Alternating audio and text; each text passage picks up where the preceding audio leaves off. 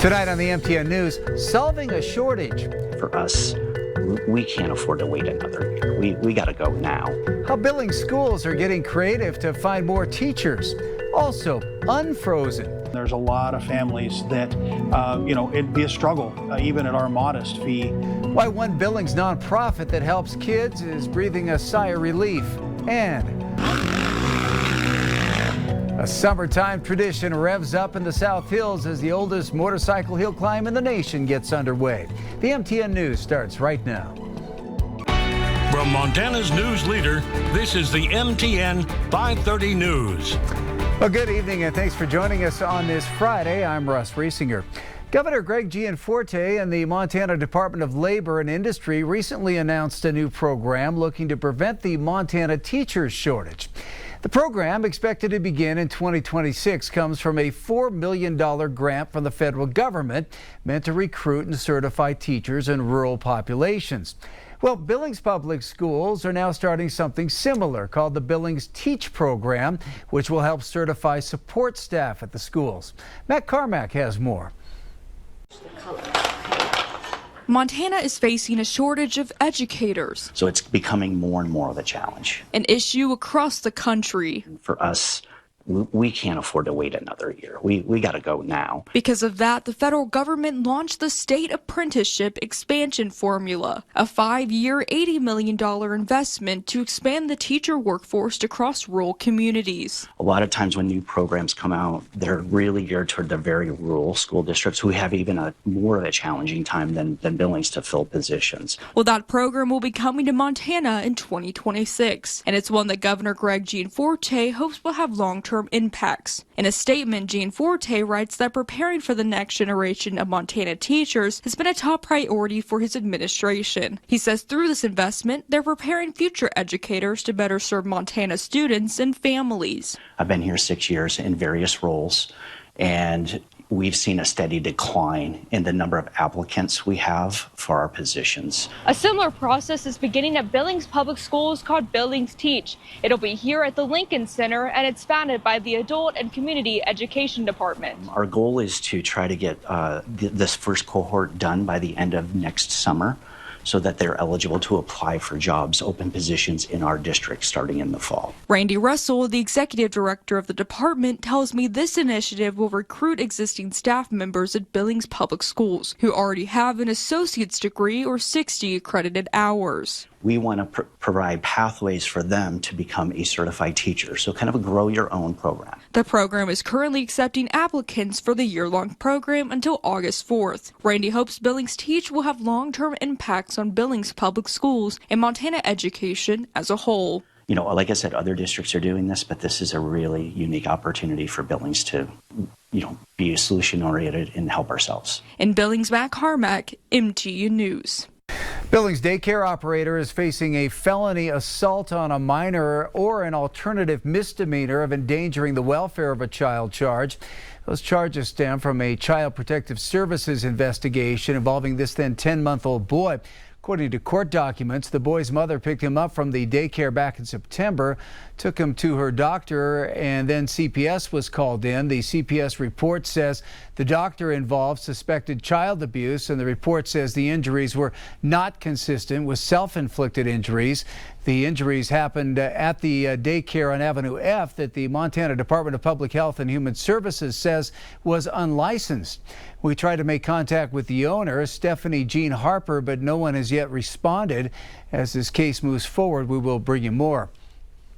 Some after-school programs in Montana are breathing a sigh of relief after it was announced by the Office of Public Instruction that $6 million of federal funding will be allocated their way in the Treasure State. Those funds were previously frozen by the Trump administration. Vanessa Willardson has more on why it's so important to one organization that's been helping kids in Yellowstone County for decades. Making treats is just one of the activities offered to children at the Boys and Girls Club of Yellowstone County, and it's one of the programs directly impacted by $6 million in funding that was just unfrozen in Montana. Avery found a spider. Club president and CEO Brian Dennis says he was relieved when he got a call from Senator Daines' office with the news. When we got the news late last week that they had released that funding and completed their review, that was a big breath of fresh air for a lot of folk. Janessa, who has been a member of the Boys and Girls Clubs of Yellowstone County for 3 years, says she enjoys learning and having fun with her friends. There's so many fun activities the kids get to do and all the friendships they get to build. While the Boys and Girls Clubs of Yellowstone County will reap the benefits of the funding will go much further, affecting about 8,000 children across the state.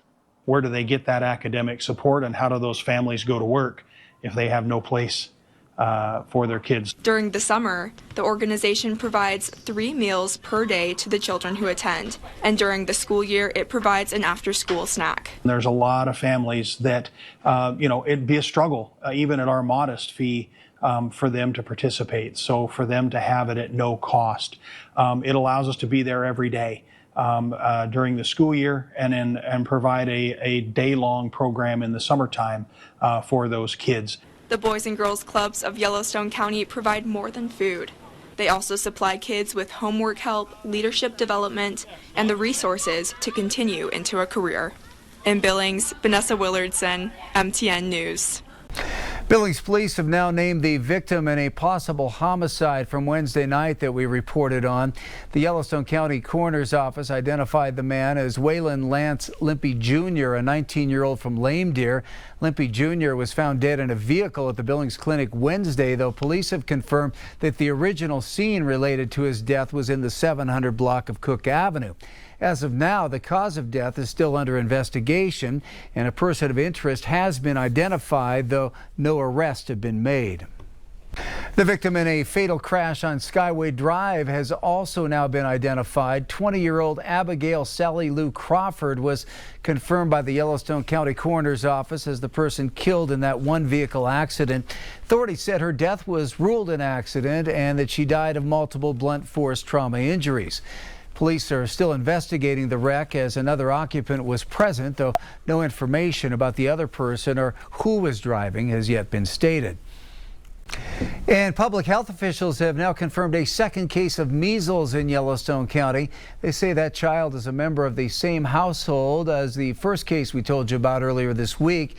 That child had attended a vacation Bible school through Cornerstone Community Church with more than 100 people present.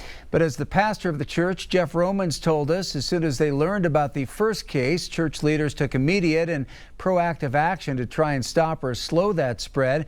Health officials say that as of noon today, no other cases have been identified from that event.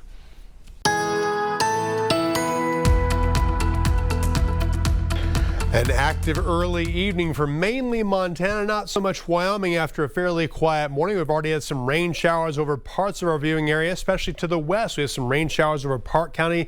Only trace amounts of rain thus far at the airport in Livingston. Also some more rain showers earlier. Some thunderstorms too around the Columbus area. Isolated thunderstorms between Roundup and Custer, as you can see, pushing through parts of Yellowstone County into Muscle Shell County too. Some more active weather for far southeastern Montana. Exiting Powder River County, some light rain showers approaching Ekalaka, but the biggest thunderstorms still over Prairie County right now. A severe thunderstorm warning until 6:15 with the potential of quarter-sized hail. Your forecast coming up. Well, that forecast is great news for all planning to attend the annual Great American Championship Motorcycle Hill Climb this weekend. The event kicked off today in the South Hills of Billings, marking the 107th year in its history, dating all the way back to 1918, when the climbs were held at the old Zimmerman Trail. The event, which is hosted by the Billings Motorcycle Club, will bring in hundreds of riders. Professionals were testing the terrain first thing this morning, with visitors taking in the sights and sounds. Among them was Kentucky mother Candy Dales, who has 2 sons competing in the climb and was impressed by the event already. I'm grateful to be out here. Like I said, I came from Kentucky yesterday and it was 100% humidity plus 100 degrees. And so coming out here was really refreshing. So the energy and the people, I spoke to one of Keegan's friends, and this has been going on for over 100 years. That's incredible to me that there's so much support. And there is support like that in Kentucky, but not like there is here. The climb continues tonight and tomorrow as the oldest continuously run hill climb in the world. Well, it's not very often that a Montana town almost doubles in size, but that's exactly what's going to happen this weekend in White Sulphur Springs. The 14th annual Red Ants Pants Festival kicked off in White Sulphur Thursday. The 4-day concert brings about 16,000 people to town to see Grammy-winning artists perform in cow pasture. The Edith Hotel has a long tradition of housing the musical artists during the festival, closing its doors to outside guests for several days, and this year is no exception. The morale and the team is like it's go time and everybody's stoked, and you kind of want to fangirl a little bit, but you still got to be cool for the bands. So yeah, it's containing the energy, really. Nicole Eisenberg says the weekend is always memorable, even telling us a story about last year's headliner, Tanya Tucker, who called the front desk to request some stuffed olives late at night, prompting an impromptu run to the grocery store for her son. The Red Ants Pants Festival runs through Sunday.